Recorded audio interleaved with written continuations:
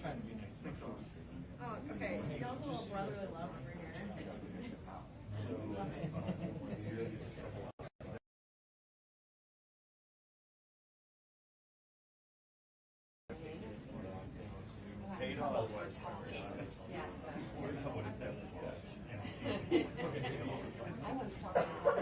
Mic check, mic check.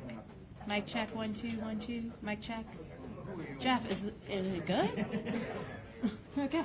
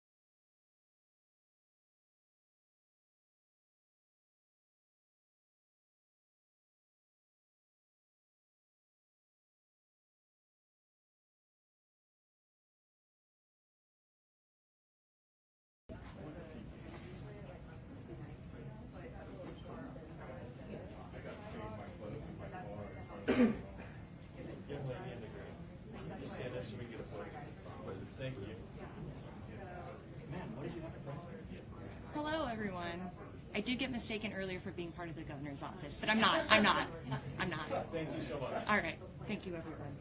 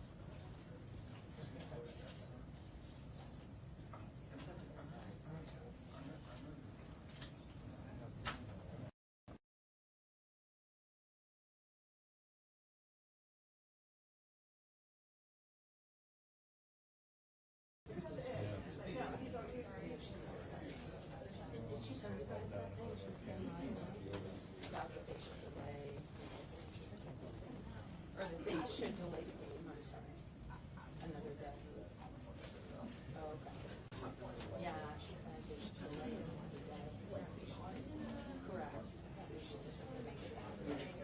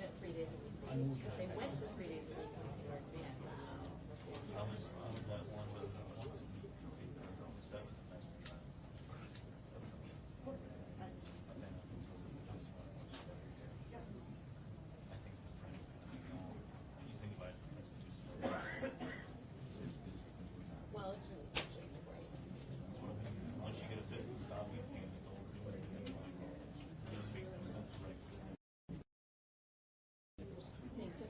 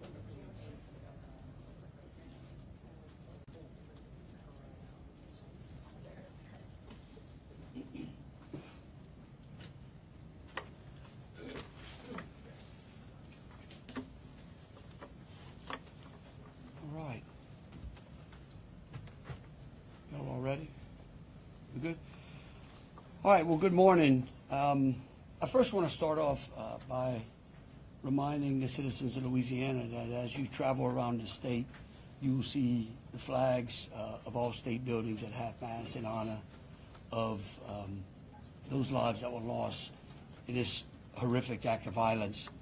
I also think that it's important to remember that what happened yesterday was akin to those who are old enough to remember jigsaw puzzles, and that you would take a 1,000-piece jigsaw puzzle and you empty the box, and you've got to start sifting through those pieces, and you want to start, if you're real good, you start at the corners, right?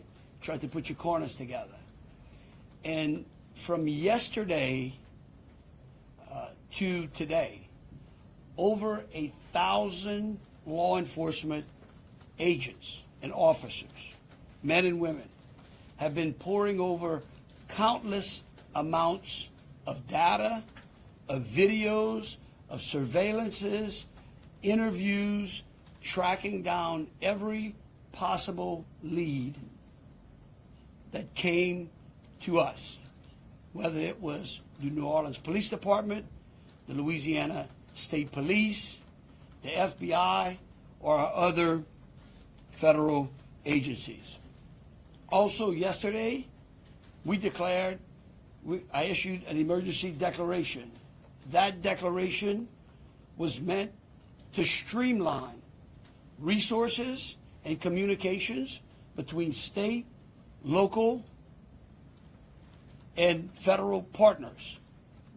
And we're seeing the results of it. I also would like to remind everyone that what's going on in this city and this state is twofold. We've got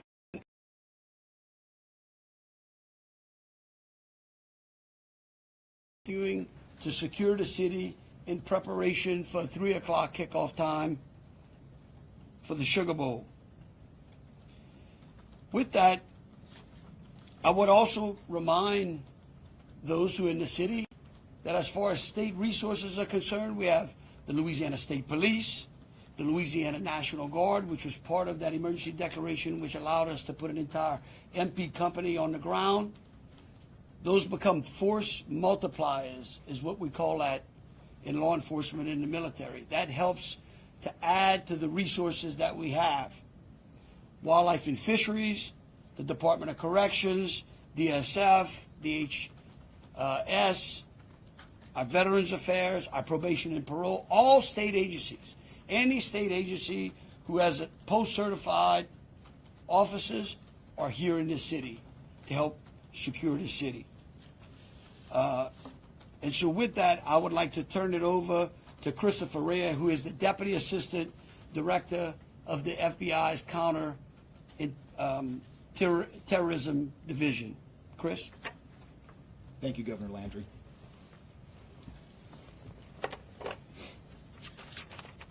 Good morning.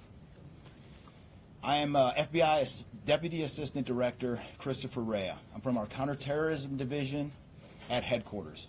I'm also joined by Assistant Special Agent in Charge Alethea Duncan from our New Orleans office, who you heard from yesterday. I'm here to discuss not only the latest investigative information we have here in New Orleans, but I'll also let you know about other investigative activities outside of the state. I first, and most importantly, want to send our deepest condolences to the victims of this horrific attack and their loved ones. 14 innocent victims were killed in this senseless attack, and at least 35 are injured. We cannot ease the grief, but rest assured, we stand with you and in support of you. All the resources, and I'm going to go into that a little bit later, all the resources of the FBI are being focused on tracking down every piece of evidence, every lead, every interview, every potential lead we've got.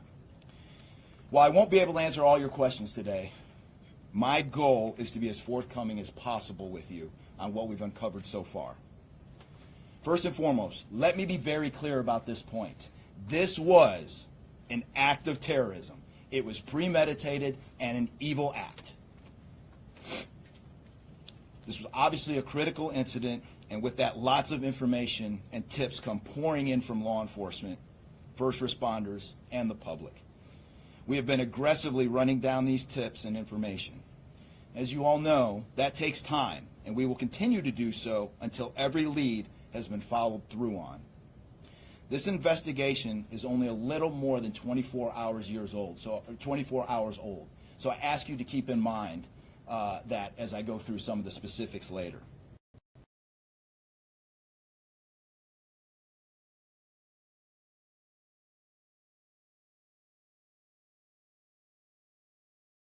Involved in this attack, except for Shamsud-Din Jabbar, the subject you've already been briefed on. A little bit about what the FBI is doing. So we are surging people and assets to the area from across the region and across the nation. Special agents in multiple field offices across the country have been deployed and are assisting with potential aspects of this investigation and following up on every lead. Additional teams of special agents, professional staff, and victim specialists continue to arrive to provide more investigative power and assistance to the victims and their families. We've also forward deployed a number of our critical incident response group assets, including members of our hostage rescue team, special agent bomb technicians, and crisis management coordinators. In addition, we have deployed more evidence response technicians to continue to process the various scenes that we have. So far, we have received 100 tips from the public, and that information is being followed up on both here in New Orleans and across the country. Some of the tips are here in New Orleans, and there are other tips in other states across the country that we are following up on. The FBI team and our law enforcement partners here are also reviewing hundreds of hours of surveillance and other video from both the French Quarter and other states. As for a timeline, at this point, investigators believe Jabbar picked up the rented F-150 in Houston, Texas on December 30th. He then drove from Houston to New Orleans on the evening of the 31st, and he posted several videos to an online platform proclaiming his support for ISIS. There were 5 videos posted on Jabbar's Facebook account, which are time-stamped beginning at 1:29 a.m. and the last at 3:02 a.m. In the first video, Jabbar explains he originally planned to harm his family and friends, but was concerned the news headlines would not focus on the, quote, war between the believers and the disbelievers, end quote. Additionally, he stated he had joined ISIS before this summer. He also provided a will and testament.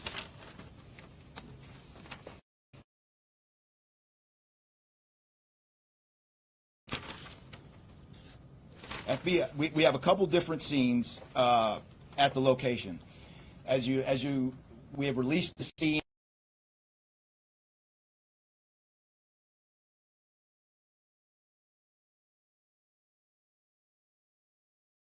Currently searching that scene right now. FBI and ATF agents have secured that house, and that location is being searched for potential evidence.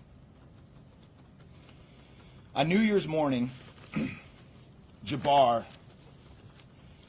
opened fire after ramming through a blocked-off area of Bourbon Street, used his truck as a weapon to run over the victims. Teams of specially trained victim specialists, again, as I said, are on the ground here in New Orleans, assisting survivors of the attack and loved ones of the deceased.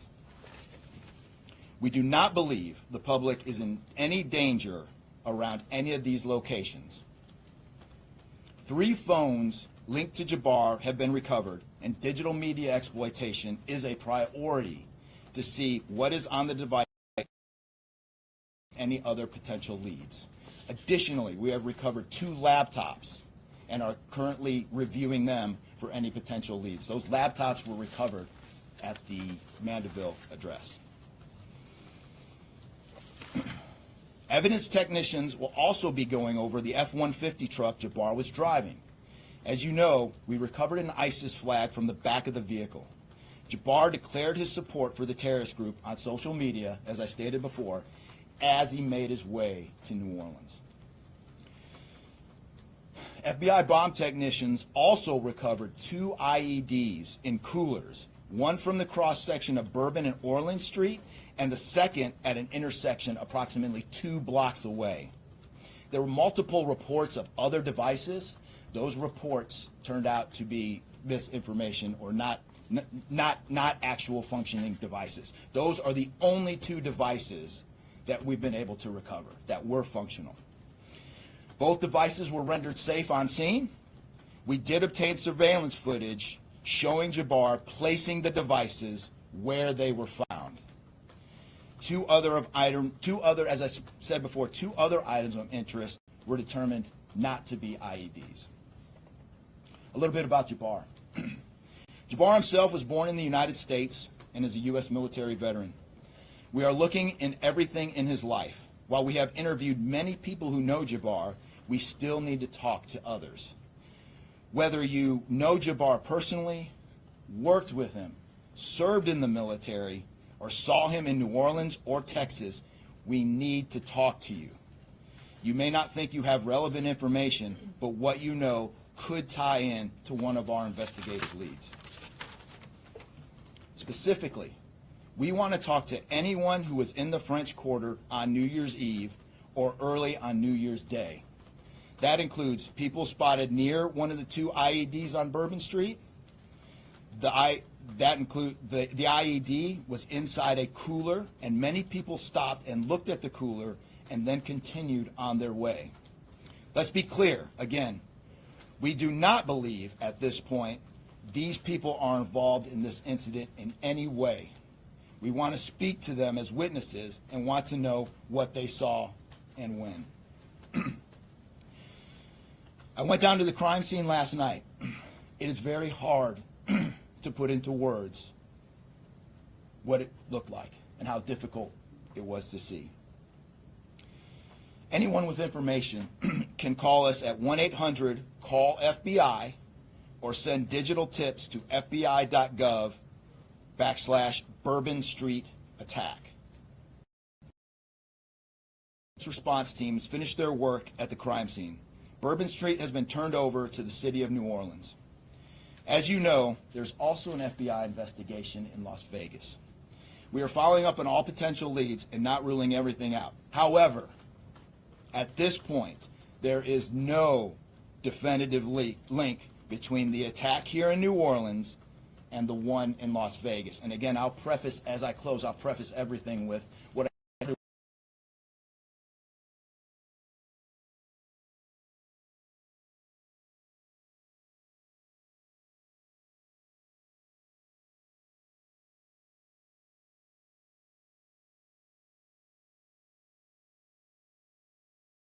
also, although I've only been on the ground here a short time, I also want to express a sincere appreciation for our partners here, which include the U.S. Attorney's Office, HSI, ATF, the New Orleans PD, the Louisiana State Police, the Governor's Office, and countless others. At this point, I'm going to turn it over to the Special Agent in charge of ATF here, Josh Jackson.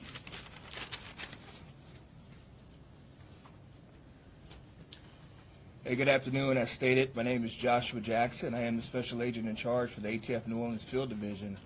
And ATF's primary mission is reducing and solving violent crime throughout the United States and abroad. Solving part is the focus of this investigation. ATF resources that have been brought to bear to the city and to focus with our federal, state, and local partners have been our national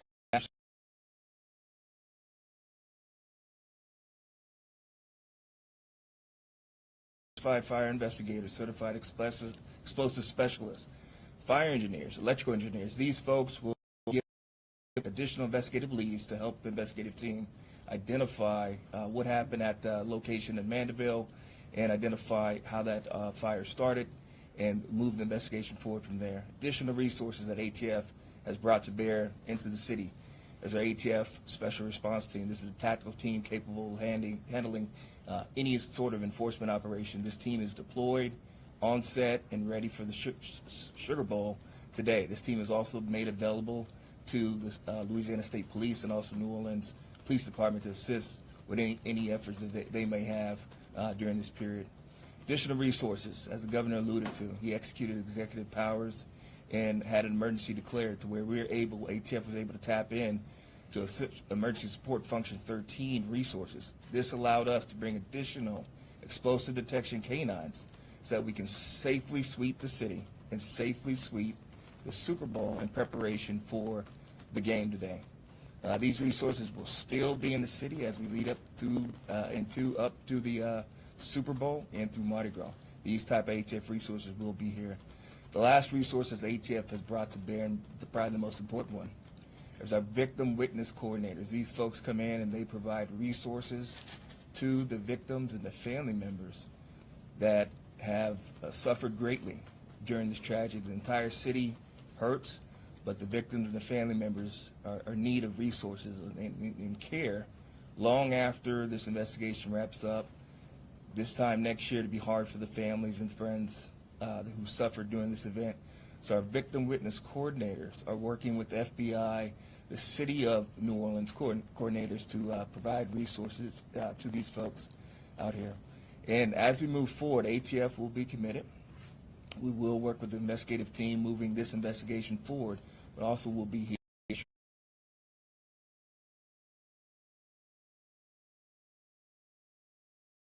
Our mayor of this great city, New Orleans. Madam Mayor. Thank you so much. Well, good morning once again. And I just want to just echo my thank yous to the unified command of our law enforcement partners and at every single level, federal, state, and governor. Governor, thank you for your partnership. Thank you. I also want to thank the residents and the visitors of the City of New Orleans for your patience, for your support, and most of all, your prayers. Our hearts and prayers continue to go out to the victims' families, and the City of New Orleans, we're resilient. And as I stated on yesterday, my focus in terms of a priority has been on our victims. As you heard, that yes, the FBI was able to clear Bourbon Street. And what that meant also for me in this city was that we were able to remove our victims, identify them, and notify their families.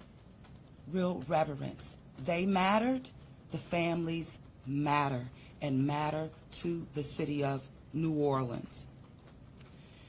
In addition to that, I want to just thank again our federal partners in Washington, listening to my plea personally for the additional resources to allow for the scene to be cleared, and again, attending to our victims. I walked by each one, and I did the sign across in my own way, because reverence, again, is important. So while we have been able to have Bourbon Street returned back to the City of New Orleans, and the due diligence has been done, that then allowed me to give the go-ahead to begin the cleaning of Bourbon Street. That started happening in the morning about 2 a.m. It was completed before 8 a.m. this morning. But that has really set the tone, I would say, and with the confidence that I have in the law enforcement partners, all of the resources that have been activated, how we have made sure that safety continues to be our top priority, how our assets have been deployed strategically, again, for the safety and the protection of our visitors and our residents in the city. And because of that, the confidence is there to reopen Bourbon Street to the public prior to game time today. The first order will be to allow for vendors to come in and service the businesses. That's important in order for us to stand up activation, as you know, Governor. And so with that, I want to reassure the public that the city of New Orleans is not only ready for game day today, but we're ready to continue to host large-scale events in our city because we are built to host at every single turn. I want to, again, thank all of those who respond.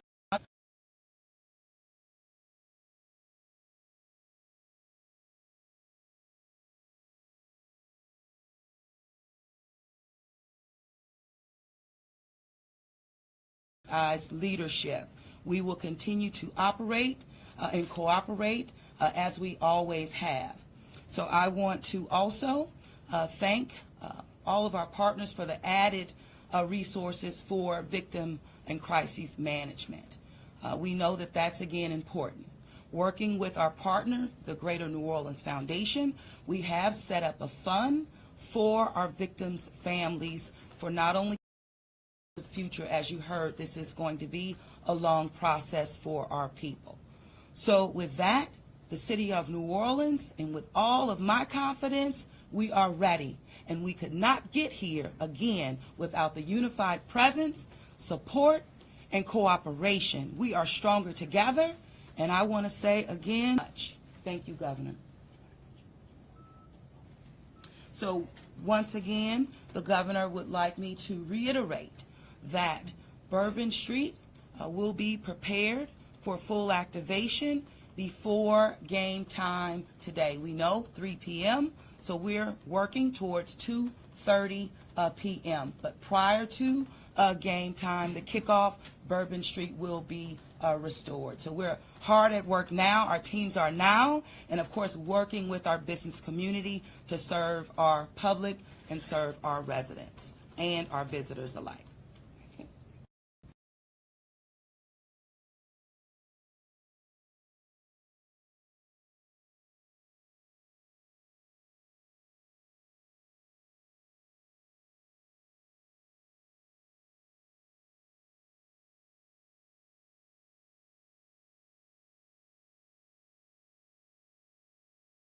The FBI and all of our federal partners for the amount of resources they have poured into the city. This type of event, and that's the tragedy of it. And I think it's important for people to understand that to protect our citizens in America from evil, you have to crush it. You can't go out there and placate it. You can't go out there and say, oh, I'm going to put this in place and that in place and hope that evil doesn't show up on your doorstep, because it will. You have to crush it. And that's what we're going to do here. We're going to put it all behind us. We're going to continue to keep the victims, those that are in the hospital, either fighting for their lives or trying to recover, in our thoughts and in our prayers. But you know, this morning, and I don't want to single out just one news source, but I just happened to turn on Fox and Friends, and that was a young man who was interviewed, who was actually on Bourbon Street during this horrific act of terrorism. And they closed out by asking him, what now? And I think he summed it up. He said, look, we can't live in fear, because fear will paralyze us. He said, we come down to the city to enjoy ourselves and to entertain ourselves and to be with our friends and with our families, because that's who we are. Louisiana invented hospitality. The people of this city care for each other. And believe you me, we care about each one of the lives that were lost in this city tonight. We will never forget them. But it would be a tragedy if we let their losses be snuffed out because of fear. This city will be back. We will be open to family and friends and loved ones.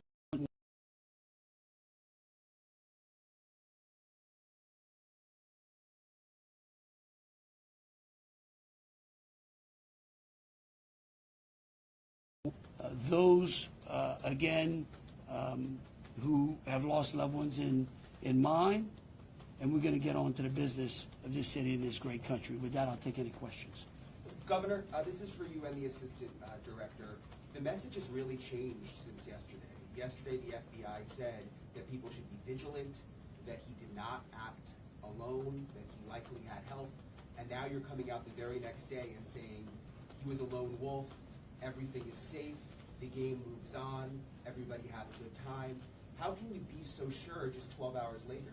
Well, we're going to bring him up, all right? But here's what I want to remind everyone. Like I was a deputy sheriff, right? I worked in a jail, I worked on the street, I worked on the interstate, I served warrants. I can tell you. Look, in today's world, I get it. Information, we get information like that. Everybody lives in a 15-second TikTok video. We think that life operates like it does on our phones, and it just doesn't. Information changes. In fact, that's why we ask the media for patience. We get information, like I said, no one dumps 1,000-piece jigsaw puzzle and puts it together in 5 seconds. Okay?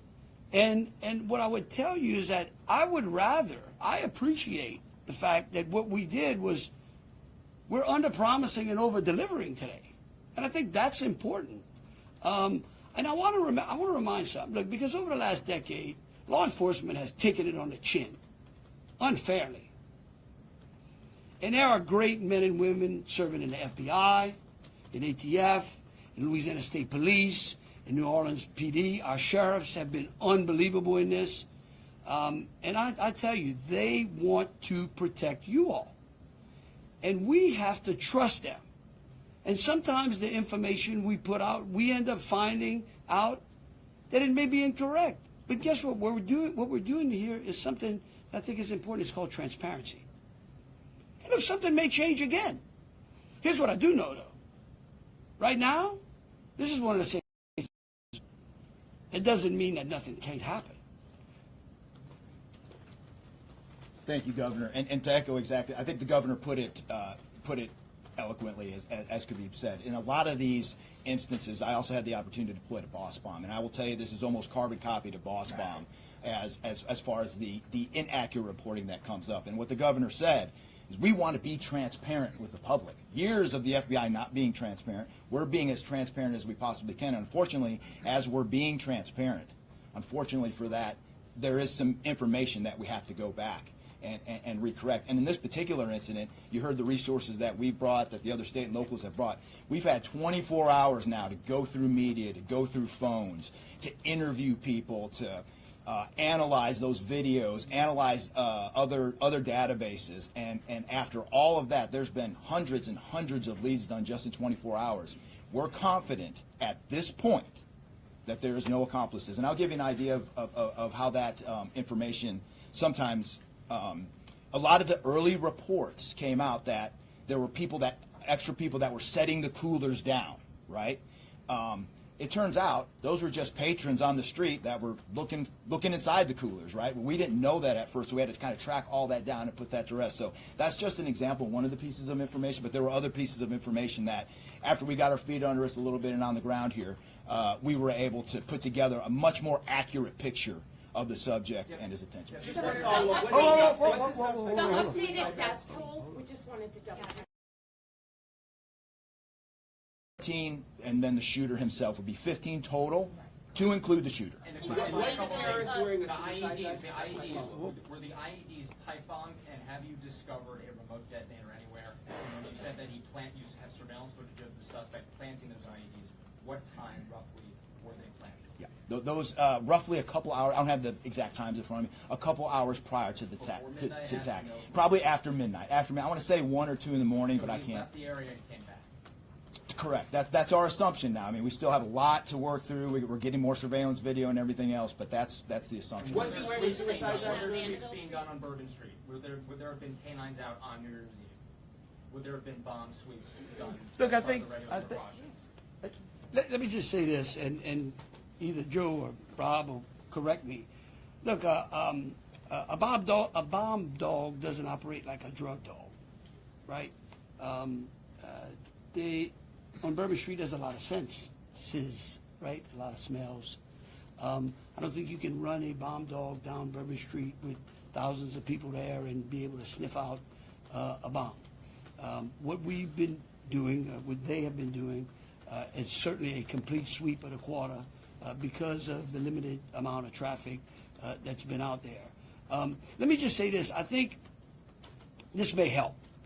It would be my hope that as some additional time goes through, maybe closer to maybe the beginning of next week, we will, if we've got it to what extent buttoned up as we could, I would work with the FBI and the city, and maybe we can come up with a timeline to be able to get you those informations, kind of walk everyone through from day one through. I think it's extremely premature, and you're really putting us on some speculative grounds to ask some of those questions, because again, it's only been 24 hours. I mean, can you imagine how far we've come in 24 hours? So, Was he wearing well, we'll go one at a What is time. being done to make Bourbon Street safer tonight than it was New Year's Eve? Are temporary bollards being brought in to block off the street, and why weren't those used on New Year's Eve? Well, look, here's what I'm going to say. Every time some bad guy, there's what we call an after-action review. Because again, nothing is 100%. We have reinforced the area. We have deployed some additional types of assets. I personally, it's up to the city or other, I don't like to give specific what we got. But I can tell you we're in better shape than we were before. We have time for two more questions. Director, when you speak to the Mandeville scene, Sir? when you speak to the Mandeville scene, And then and what do you- some neighbors at that site told us they smelled smoke early in the morning. Was there a fire there? Any kind of burning happening? Yeah, Do you great. still believe that fire happened after the suspect was killed? That's correct. Yeah, I'll move to 18. I do want to address the suicide vest question. I want to kill that one right away. There was no evidence that the suspect.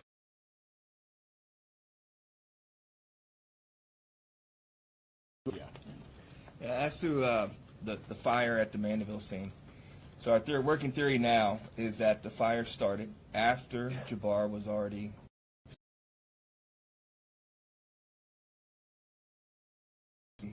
long cord that extended that time. You could also have pressure cookers that were put on top of the stove filled with gasoline, and then it went off. There's a lot of different ways to do it, but that is why our ATF National Response Team is here to answer those questions and get that investigative lead back to our team. So more to come on that. We're still processing that scene. We're out there right now. Are you able What to we have assess to what answer type to of how he became radicalized over all of this time. What brought him to Bourbon Street? Do we have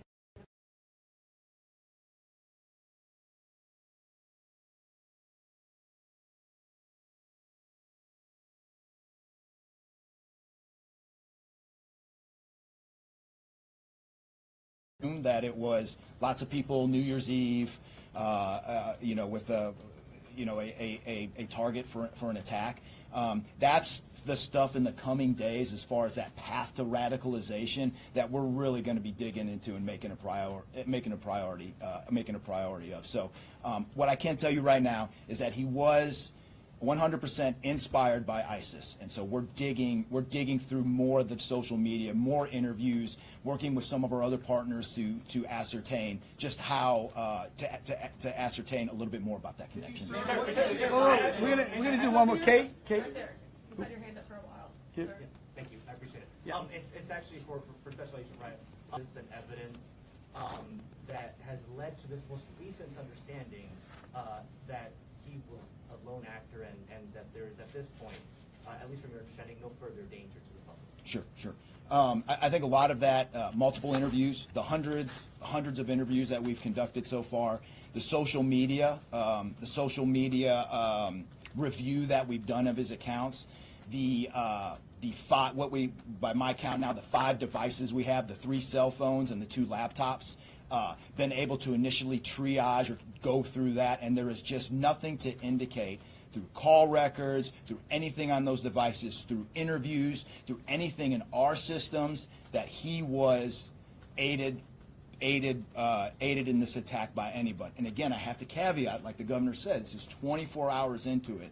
And that could change, but right now, we've got a much better picture and much more confidence on what we were dealing with than we were just 24 hours ago. All right, look, thank y'all so very much. Again, we are going to try to get y'all as much information as possible, so any additional information will be put out through press releases. Thank you so very much. Moving forward, are we going to be making Bourbon Street a pedestrian only, or are we going to be allowing cars to drive?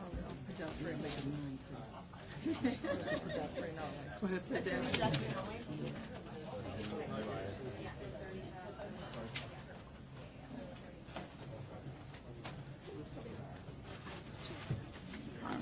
No, you good? No, I'm good. Yeah, take it along. No, I'm giving them to the handler.